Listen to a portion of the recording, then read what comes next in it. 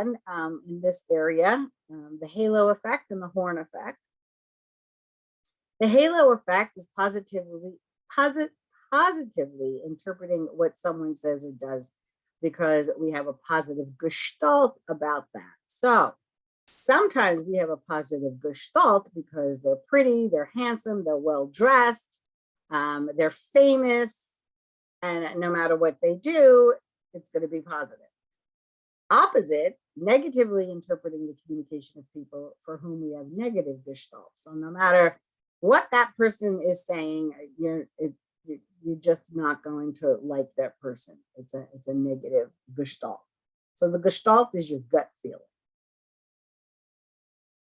So it's called horn effect, and you've heard studies where some people, the studies show that two people go for the same job interview. The taller man will get the job. Or the well-dressed woman will get the job. Or there's, if I locate it, I'll put it on. There's a YouTube where, there's this very attractive woman carrying luggage and she can't get it up the escalator. In 3 seconds, there's somebody there to help.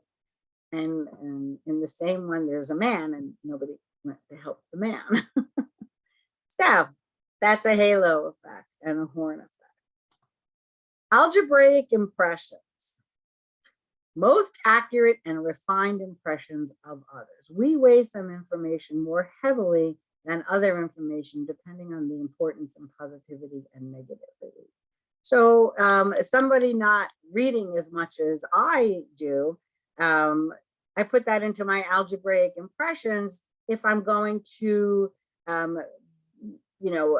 establish a long-term friendship with them. Maybe it's more important in the workplace environment, but then it's friends, because sometimes how often can you talk about what's on sale at Macy's? So to me, I calculate in, not really jobs, but my personality traits, similarities are people that are intuitive and people that like to read, and not always reading what you want to read. Read anything and everything.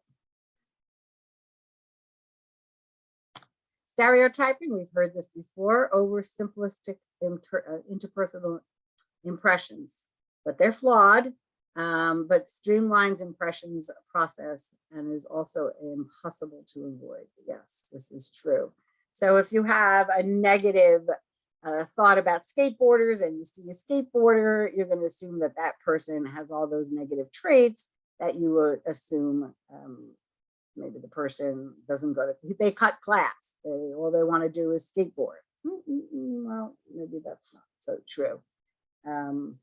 We tend to do this even though we know it is not effective at all. So, improving your perception. We love the word empathy. Empathy is, I'm understanding your point of view. So back to, if we went back to the attribution. So the fund, I want to show you so that you can learn terms. So it's right here. Fundamental attribution errors. So we want to make sure that with empathy, we understand the two possibilities of internal and external attributions. And okay, moving here. Embrace world-mindedness. Yeah, the more we know about cultures around the world or people around the world, we can't know everything right now. You're young and growing, but that's why you take classes like geography or religions of the world.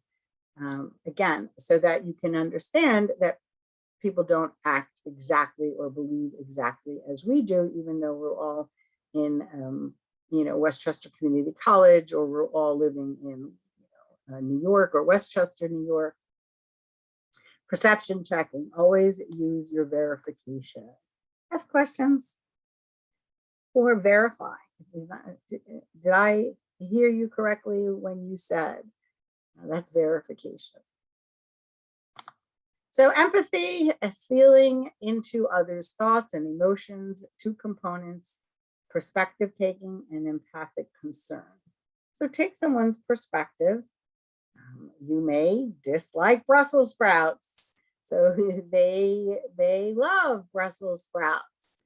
So you don't want to make a judgment on the entire person. Well, what would be different if you also liked Brussels sprouts? I know I'm oversimplifying, but perception and perceptive taking is. I work with my colleagues who are journalists. Journalists are quite different than interpersonal communication because they need to get the story. So I need to take their perspective on getting the story.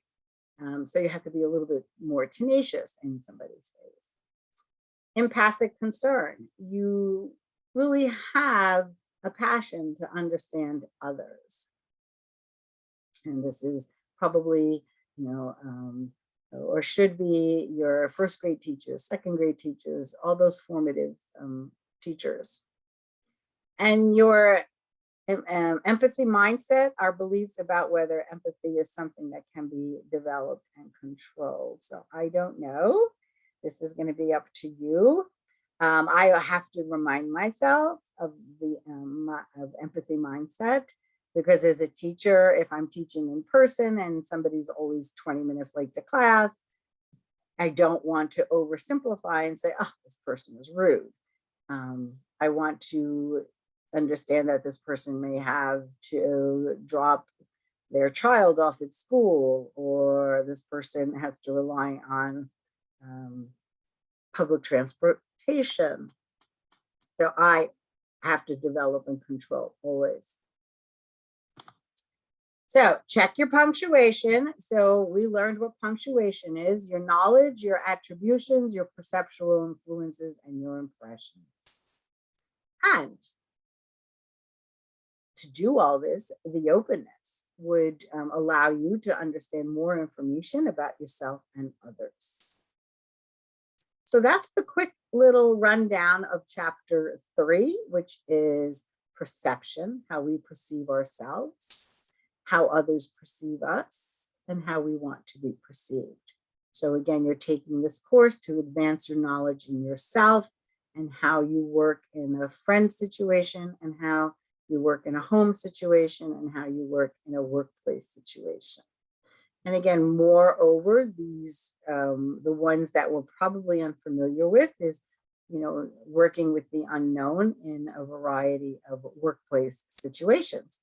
But we don't have to have family fights and friend fights if we understand our own implicit personality theories. Okay, I will leave you to viewing some of the TED Talks and YouTube videos that I will place up onto Blackboard. Again, I use them so that you can better understand the chapter. All right, we'll see you after chapter 3, which is this. You have an exam on chapters 1, 2, and 3 is in one exam. And your study guide is going to help you identify the terms in your book that you would want to concentrate on, because they'll be on the test. So not only by definition, but also an example.